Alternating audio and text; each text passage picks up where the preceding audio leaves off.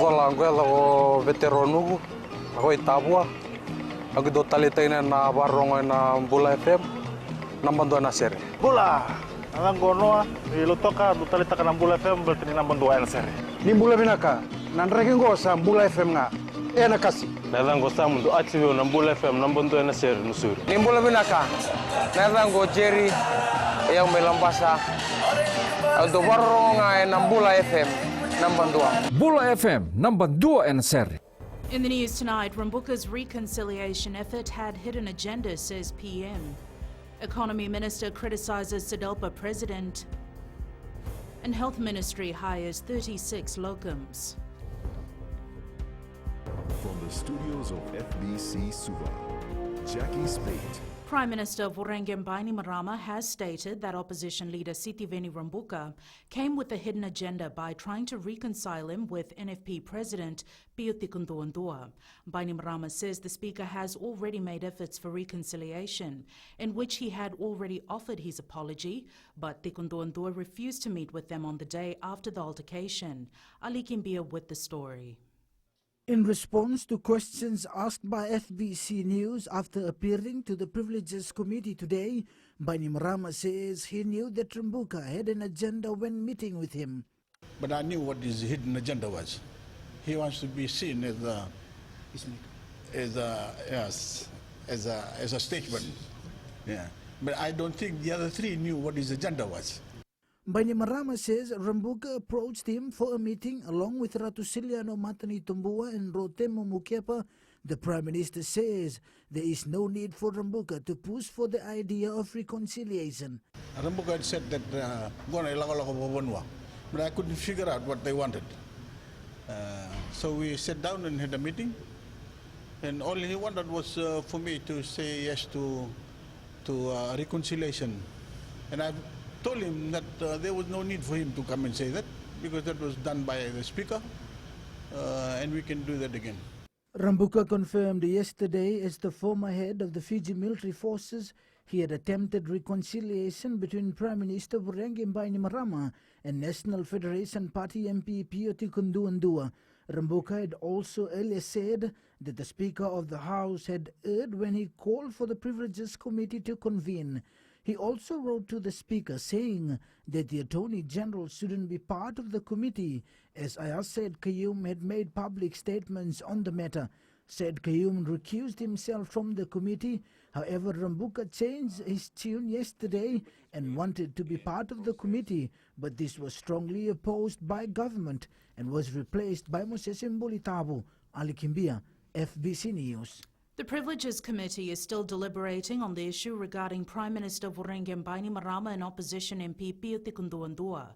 When approached by FBC News this afternoon, Pio Tikunduandua says he is bound by the standing orders and cannot comment on the issue that is before the committee. This is not concluded, they have not done. Okay, can you accept that? Because I'm bound by standing orders, you know? Yes. I have not made, I want to correct that, I have not made any statements to Fiji side. Committee Chair Veena Bhatnagar says they are still deliberating on the matter at this stage. We are still deliberating, and after we finish, then we will talk to you. Committee will table its report in Parliament tomorrow.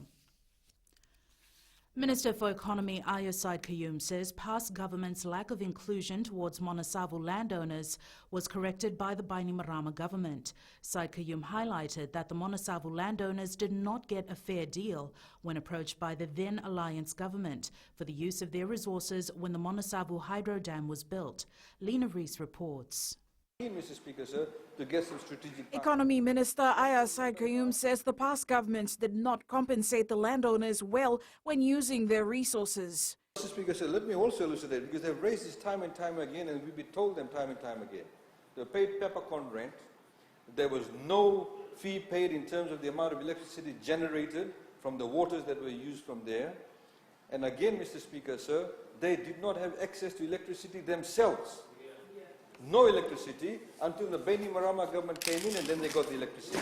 SEDELPA MP Aseri Randronro had posed a question wanting to know what returns the landowners were getting for the use of their resources by Energy Fiji Limited. There is nothing at all, no specific mention made in the allocation to resource owners, landowners in Monasabu, landowners in the Monasabu Dam, landowners in the Nandaribatu Dam. They are paid 60 cents per megawatt per hour is paid to TLTB for landowners in the generation of electricity. And again, Mr. Speaker, that relates to Monasabu. Again, royalty payments are paid in respect of Nandaribatu. So I would urge the honourable members, please don't misrepresent facts. Syed Kayum says that the little rent that the landowners received back in the days forced them to take the matter to court, adding that the court then ruled that the landowners be paid a sum of $54 million over a period of time. Lena Reese, FBC News. Economy Minister Aya Syed Kayum has criticised SEDELPA President Rofilipe Tuisawao for misleading Parliament. Tuisawao claimed that the government has reduced salaries of civil servants and that increasing prices and cost of living are unmanageable. Kritika Kumar reports. Rofilipe Tuisawao also claimed that for the last few years, government has painted a rosy picture of the global economy, which is not true. Trends we've noted in the performance of the key sectors, on cane production, sugar, non-sugar agriculture, as against DGP, gold production, tourism not according to the targets, timber, fish production. So all this points to something which is not really what is being painted. Aya Syed Kayum, while responding to the claims, says Tuisawao is not aware of what is happening around him. I think the honourable member, I know, he actually misled Parliament when he's actually said we've decreased salaries. In fact, it's to the contrary. The government has increased salaries for civil servants, some of them up to 80%. He obviously does not know. Syed Kayum also highlighted measures put in place to buffer low-income earners from living costs. We have reduced VAT from 15% to 9%. Personal income tax, the income tax threshold was increased from $8,600 to $16,000, now to $30,000. So nobody earning less than $30,000 pays a single cent of tax. Corporate tax rate was reduced from 33% to 20%. Speaking on the global economy, the minister also said that if the New Zealand and Australian economy slows down significantly, it can impact our tourism sector, as they account for more than 60% of our tourism arrivals. Kritika Kumar, FBC News. Employing general practitioners in public hospitals on a part-time basis has helped improve services. Minister for Health and Medical Services, Dr. Ifiremi Wangai-Nambete, has told Parliament that these locums are brought in at the busiest times, in the mornings and the evenings. Edwin Nunn reports. There are about 800 doctors working in hospitals and health centres, supported by 39 general practitioners. Locum doctors, Honourable Speaker, also engaged in delivering services in the specialist departments of accident emergency, the pediatric unit, anesthesia, internal medicine, obstetrics and gynecology, eye unit, and dermatology. GPs are paid $50 an hour, while specialists earn $80 an hour. Dr. Wangai-Nambete says $2.5 million has been allocated for these locums in the current budget. Obviously, with the revised rates, has led to shorter waiting times and greater patient satisfaction, Honourable Speaker. There are also benefits for our doctors, whose workloads have become more manageable. However, hiring part-time private practitioners is not a permanent solution. Locum appointments are a short-term solution, and the long-term strategic plan is to keep on recruiting experienced doctors from overseas, from the Fijian diaspora, when we see the need to address shortages, and also the new graduates that are coming. And we hope to employ another 110 graduates in January next year. Locums are only employed if a request comes from the hospital superintendent or divisional managers. Edwin Nand, FBC News. Up ahead, Ministry explains processes involved to give ferry license. And illegal rubbish dumping affects Lambasa residents. Details after the break.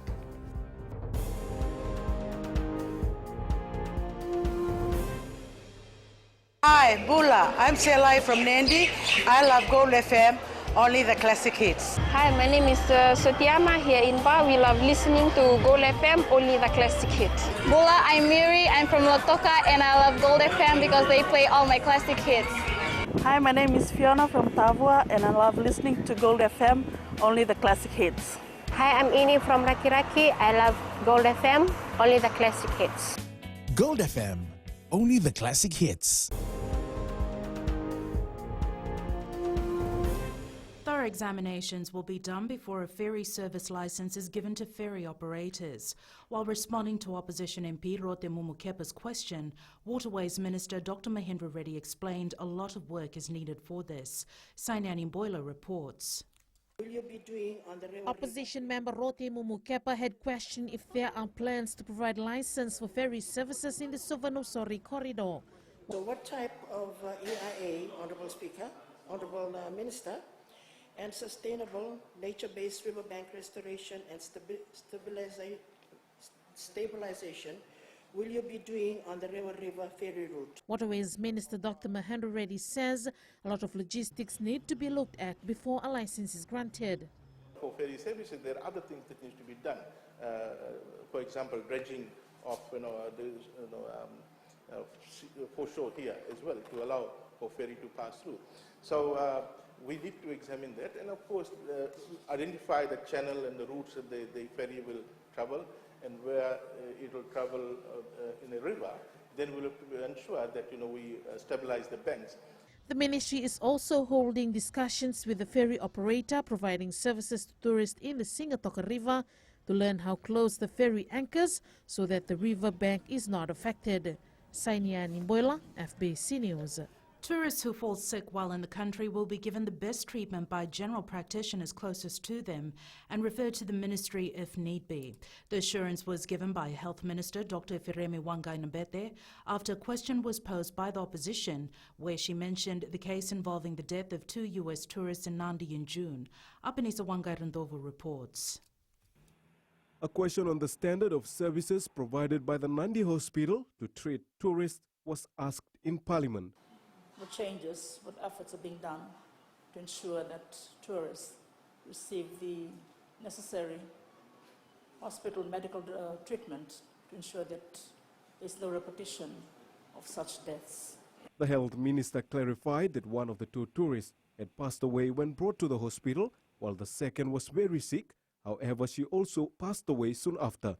He assured that the Nandi Hospital has the necessary equipment and facilities to look after tourists. Of course, Nandi has the capacity to look after patients who are very, very unwell, stabilize them, and if they need to, then send them on to Lotok Hospital. As we speak, Honourable Speaker, patients who've had a heart attack can have the initial treatment done in Nandi Hospital. Some of them don't actually need to go to Lotok. They are looked after completely in Nandi Hospital. The minister also stressed that general practitioners providing services in tourist areas have to alert the ministry on any serious matters that needs attention so they can assist. Apenisa Wangai-Randovo, FBC News. Residents in a settlement just outside Lambasa town are complaining about illegal dumping of rubbish in the nearby mangroves behind their homes. The dumping of household rubbish has apparently been going on for months now, posing a health risk to the squatters as well as marine species that live in the mangroves. Eleanor Tarangaivu reports. Household waste from tins, bottles, plastics, food wrappers to soiled diapers, clothes, you name it, dumped in this portion of this huge area of mangrove behind Salu Salu Street, just beside Lambasa town. The people from that side, the other side road, they came here and put rubbish here. The settlement is outside of the Lambasa Town Council garbage collection boundary, so they have nowhere to dispose their waste. They walk for about 15 minutes here and dump their waste into the mangroves. My son has scabies in his leg because he is supposed to go this way to walk Pinto, According to the residents here, the illegal dumping of waste has been happening for months now. This needs to be taken action now. The rubbish has also affected the marine life that live in these mangroves. We have to catch Malaya here, we have to catch prawns and crabs here, but now we can't catch anything. Rubbish is now also thrown into the nearby cane fields, posing a risk to cane harvesting gangs.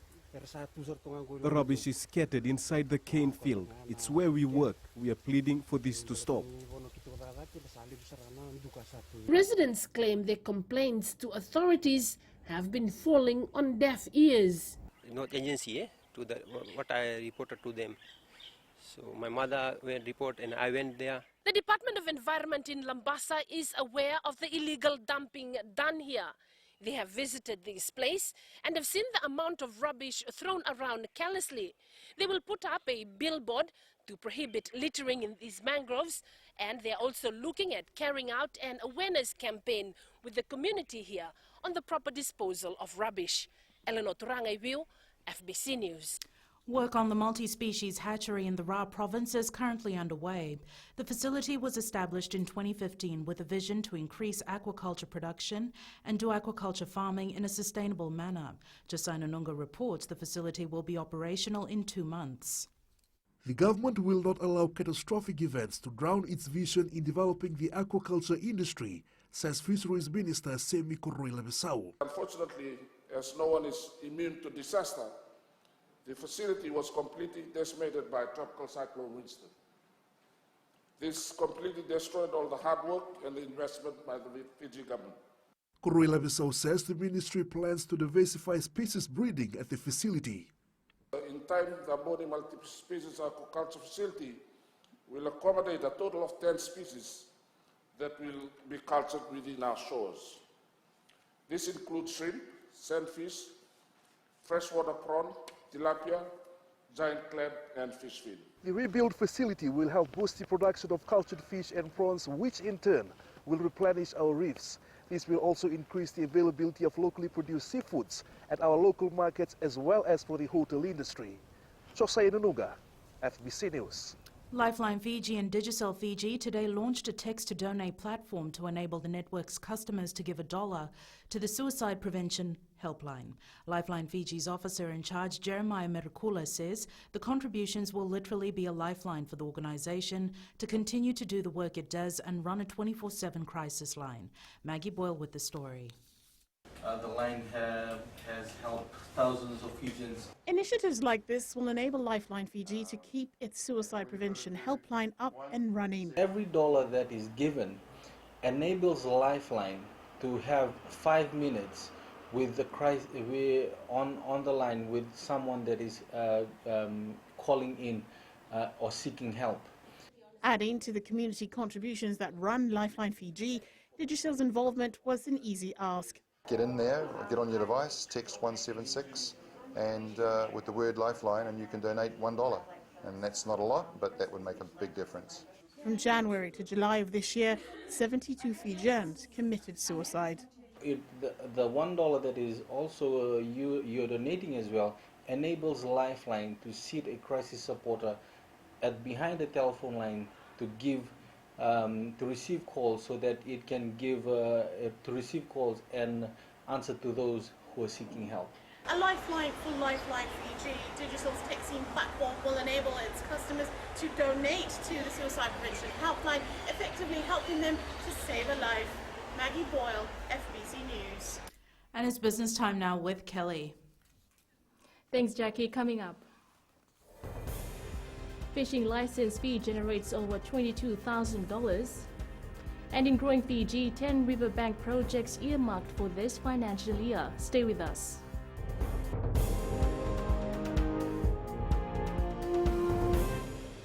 Hi, I'm Shamiza. And I'm Salma. We're from Nandi and we love Mirchi FM because it's hot.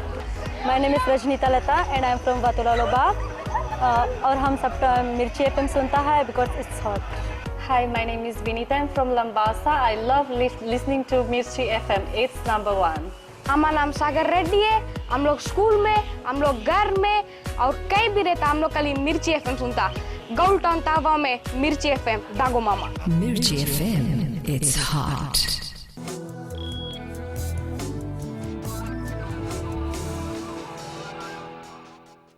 Leading business over $22,900 was collected in 2017 by the Ministry of Fisheries from the issuance of inshore fishing license.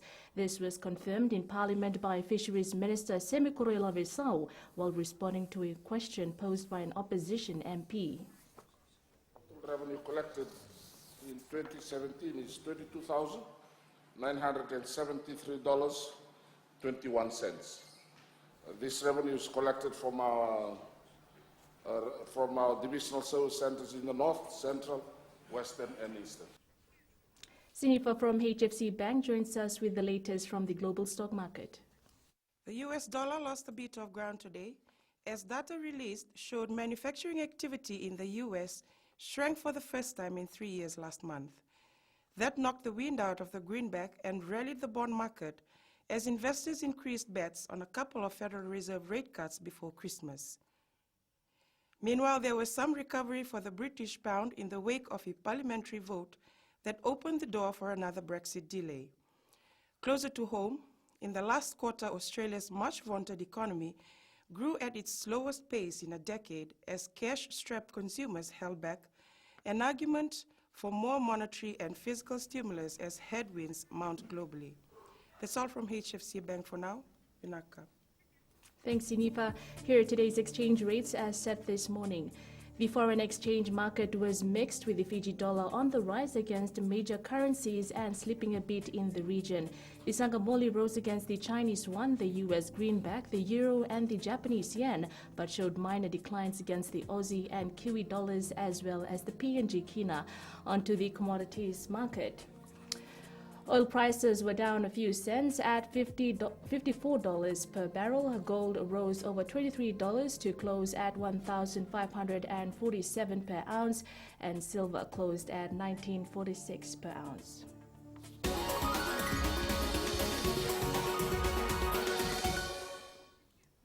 The Waterways Ministry will be carrying out riverbank protection work in 10 different sites in this financial year. Minister Dr. Mahendra Reddy says the ministry's engineers have completed the survey and detailed designs on these areas, and work will be released soon. Some of the sites include Waindina, Waimbiumbiu and Welangi in Taviuni. In the last financial year, the ministry has completed river protection projects worth more than $2.5 million. The riverbank protection works for Wunibau, Nabua at a cost of $561,292, just completed this year. The Wainiwanga River Training Works, currently underway at a cost of $984,000. The Nandapuni River Bank Protection Work at a cost of $975,000.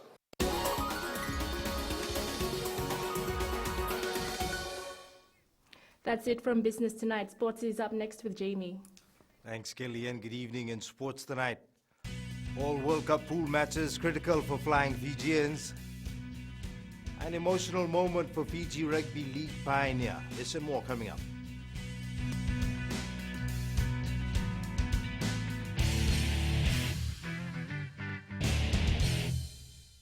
Natango merea maramani waya manatu sawa aweti kitunde nandi ya ndo marata kana baronga na Radio Fiji 1. Yawa asna datili yawa mara Monica. Tondo baronga vale bona doma ibiti lambasa. Bula natango aprosa ngarse ngor kraki do televe na baronga na Radio Fiji 1 na doma ibiti. Natango tsani bukia ngoni na mosi ando talita kana baronga na Radio Fiji 1 na doma ibiti so. Radio Fiji 1 na doma.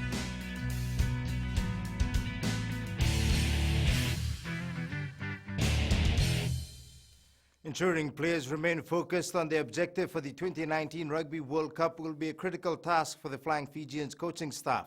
This as some overseas media have stated that Fiji is one of the teams that could cause major upsets at the World Cup, especially against the Wallabies in the pool stage.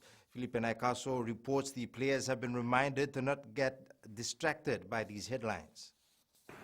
It's the final leg of preparations for these players, and they are constantly being reminded that they will take each game as it comes. Now, there's a lot of talk about the Wallabies, but for us, there's 4 games in our pool, and they're all critical. Tabai Matson also stressed the team is focused on ensuring they are ready come game day.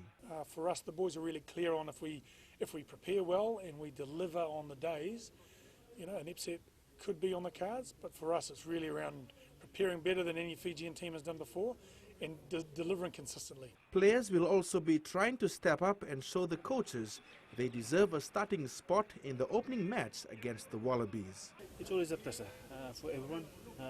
For myself, I have to just focus, training, and try to do my best on the field. It's a great honor for me to come and represent the country again.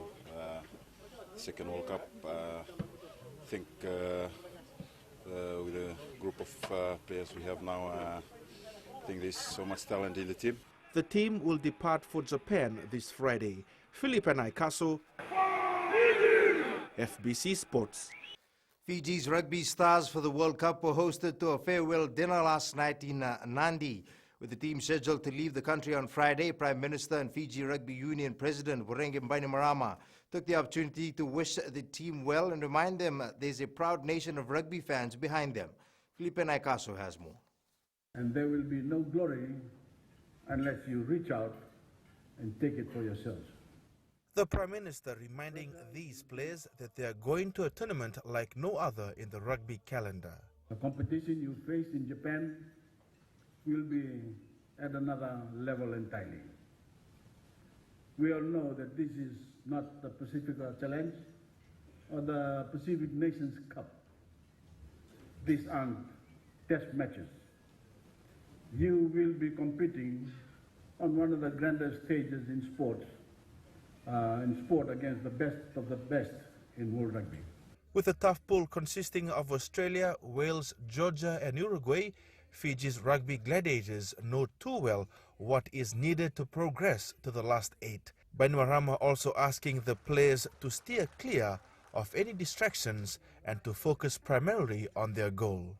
You are going to Japan with one objective: to give every ounce of effort in pursuit of the Webb Ellis Cup trophy. And you only achieve that singular goal by standing together as one team with one mission. The Sayonara Gala last night was also an opportunity for fans to mingle with the players and give them their best wishes. Fiji plays Australia in their first pool match on the 21st of this month at 4:45 p.m. Philip and Ikaso, FBC Sports. Two of the world's best rugby players in their respective positions will play their last test matches at home this weekend. Sekope Kepu of Australia and All Blacks inside centre Ryan Crotty will head overseas after the Rugby World Cup, making this weekend's tests against Samoa and Tonga a special one for both. It was a proud moment yesterday for Vula Ndakuitonga, one of Fiji's rugby league pioneers. Ndakuitonga witnessed the signing of a memorandum of understanding between the Fiji National Rugby League and Colin Fraser, the chief executive of Kaiviti Silktails. I'm a bit emotional that this is why we took the step back in 1992 for this thing after 27 years, and it has materialized. Our next generation, our younger players. I remember clearly that Sunday when I asked my friend, why are we going over to this sport? This is a pathway. This is a pathway. We can all play rugby league, rugby union, so this is a pathway. Fiji Airways Ndrua prop Joeli Vetayaki says they can't afford to repeat the mistakes they made against Brisbane City. The Ndrua were held at 22-all against Brisbane City in its first National Rugby Championship match last Saturday. Vetayaki believes Brisbane studied the Ndrua's past matches very well and were able to disrupt their momentum. We are trying to control our offloads now, since all the team are trying to spoil our open rugby, and just to do the offloads in the right time. And I think we'll just try to balance. The Fijian Ndrua will host the Western Force at 3 p.m. this Saturday at ANZ Stadium, Suva. The women's national football team is now focused on its last pool match of the OFC Under-19 Women's Championship currently underway in the Cook Islands. The side defeated the Solomon Islands 3-1 in its first match, then beat Cook Islands 1-0 yesterday. Fiji Baseball and Softball Association will be holding clinics on Saturday to encourage more people to join the sport. Development Officer Inoke Nyumbalavu hopes to build momentum with their development program as they prepare for the 2021 Pacific Mini Games. Our goal now is the Pacific Games, the mini games in 2021, which is going to be in Saipan. And we are trying to develop these players through the development programs so that come 2021 they will be competitive to represent Fiji. That's it from sports, but up ahead, take a look at the abstract paintings of a 12-year-old girl who has traveled the world as an established artist. Details coming up.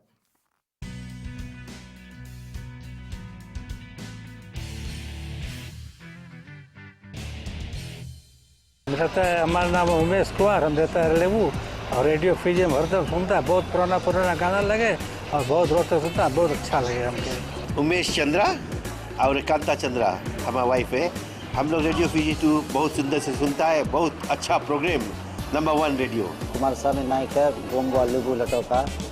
Radio Fiji 2 में पुराना गाना लगे, हमें बहुत अच्छा लगे। कुमार नाकाफी में रहता है, रेडियो फीजी 2 सुनता है। रेडियो फीजी 2 देश की धड़कन।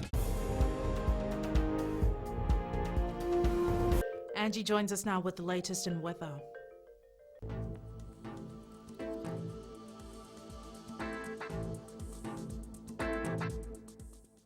Hello there and welcome to the Weather World. What a wet start to the day. We had such rain after some time, but it gradually eased off by afternoon. Are you excited about this upcoming long weekend? So many things to do on the to-do list. Where to start from? Now to the west, the heavy rain warning remains in force for eastern half of Viti Levu, that is from Reki to Nosori, including the interior, Lau and Lomai Viti group. For the rest of the areas, it's now cancelled. Eastwards from Pakaba to Suva, sunny after massive downpour. And up north, clearer conditions in the bag just in time. At sea, southeast winds 15 to 20 knots, moderate to rough seas. For the tides, high tide at 10:45 p.m. with low tide at 5:07 a.m. Sunrise will be at 6:11. For tomorrow, it looks pretty clear and dry. It will be mostly sunny, so ensure to follow sun safety tips. That is, dress for the weather, stay hydrated, avoid sun exposure, wear sunglasses, limit your time in the sun, and use sunscreen. Tomorrow's temps, cool centers in the low 30s. And looking further on to Friday, more heartwarming spells in the bag. And that's all from the FBC Weather World. Jackie. Thanks so much for that, Angie. In Fiji and Pulse tonight, we asked, do we urgently need to clean the drainage system before the cyclone season begins?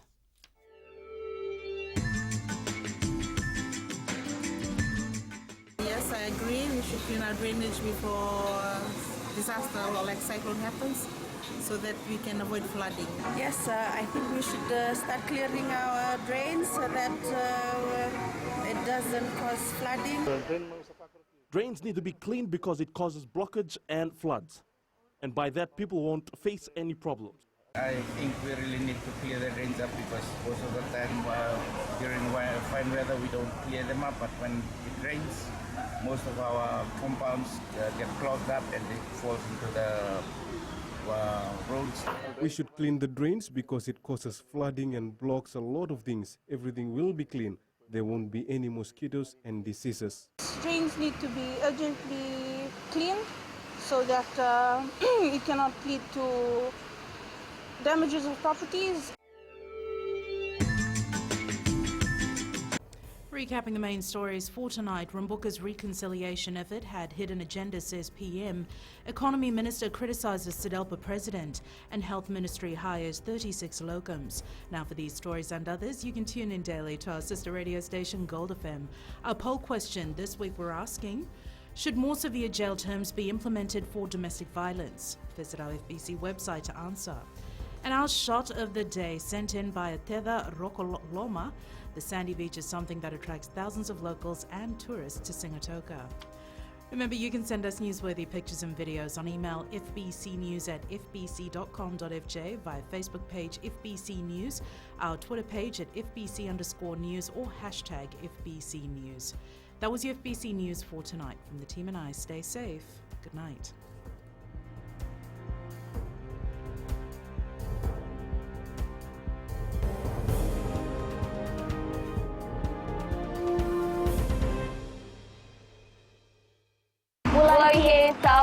We love Today FM. Today FM rocks. Bulaminaka, I'm Linda Fong. I studied Suva. I love listening to Today FM because they play latest music and they rock. Hi, my name is Asnate. I'm from Ba. I love listening to Today FM. Today FM rocks. Bula, I'm a curator from Nandi. We love listening to Today FM. Here in Nandi, it rocks. Hi, I'm Shania. I'm from Lotoka and I love Today FM and it rocks. Today's hit music on